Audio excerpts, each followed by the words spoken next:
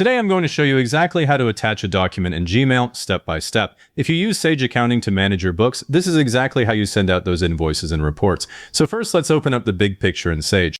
Sage Accounting is cloud-based, so everything lives in your browser. From this dashboard, you get real-time cash flow visibility, and it automates your daily bookkeeping, invoicing, expense tracking, bank reconciliation, all that. It even handles inventory and keeps tax prep straightforward. When you need to fire off a profit and loss statement or a client invoice, that PDF is going to hit Gmail, so let's head over there now.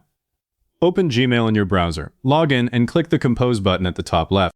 Before you do anything else, I want you to look at the sender email address right here in the From field. I always verify this first because I've watched people attach sensitive documents and fire them off from their personal account by accident. That's not the one you want. If you're already on the main Gmail screen, just press the letter C. That's the keyboard shortcut to pop open a new Compose window instantly. And once the window opens, click the little diagonal double arrow in the upper right corner to expand to full screen. You get way more room to manage files, especially when you're pulling from folders.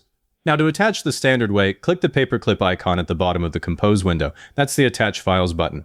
Your File Explorer pops up. Navigate to the document you need, select it, and click Open. Gmail uploads it, and you'll see the file name appear at the bottom of the message. If you need multiple files, hold down the Control key on Windows or Command on a Mac while you click each file, then hit Open and they all come in together. But here's the thing, Gmail caps standard attachments at 25 megabytes total. So before you even click that paperclip, I'd check the file size on your desktop. Right-click Properties on Windows or Get Info on Mac. If it's over 25 megs, skip the paperclip entirely. I'll show you the right way in a second. And if you accidentally pick the wrong file, just hover over the file name down here and click the little X. It removes it instantly with no confirmation, so you can correct it fast. Look, Sheen, there's a faster method I use all the time, drag and drop. Grab the file from your desktop or a folder window and drag it straight into the body of the Compose window. If you drop it right into the message text area, Gmail attaches it as a regular attachment unless it's an image, in which case it might try to embed the image inline inside the email body.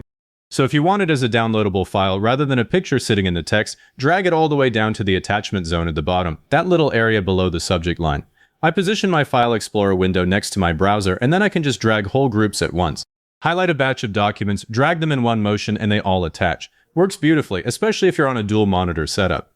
When your file is over 25 megabytes, the paperclip will not work. Gmail will actually stop you and prompt you to use Google Drive instead.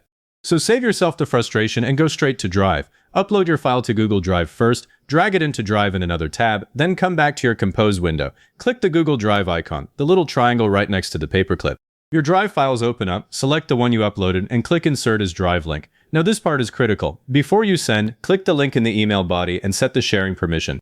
Click the drop-down that says Viewer, and make sure it's not restricted to only people you specify. It needs to be available to the recipient. I usually set it to Viewer for anyone with the link, or Editor if they actually need to make changes. If you leave it restricted, the first thing that happens is the recipient emails you back saying they can't open it, and then you've got an awkward permissions dance. Get it right now and avoid that. Drive links also keep your storage quotas in check. That large video or dataset never actually hits their inbox as a download. Now you've attached your document and you're ready to send. A couple things that'll save you a headache later. If you find yourself sending the same report every month, after you attach it, click the 3 dots More menu in the Compose window and choose Save Draft as Template. Next time, just pick that template and the attachment is already there waiting. That's huge. Also, if you're on the Gmail mobile app, the paperclip lives at the bottom of the screen in the Compose view, and you can tap it to choose files from your phone or Google Drive. The flow is identical. And one permission gotcha. If someone tells you they can't access your Drive link, don't resend the file. Go back into your Google Drive, find the file, click Share, and change the general access to anyone with the link. It fixes it instantly without reattaching anything.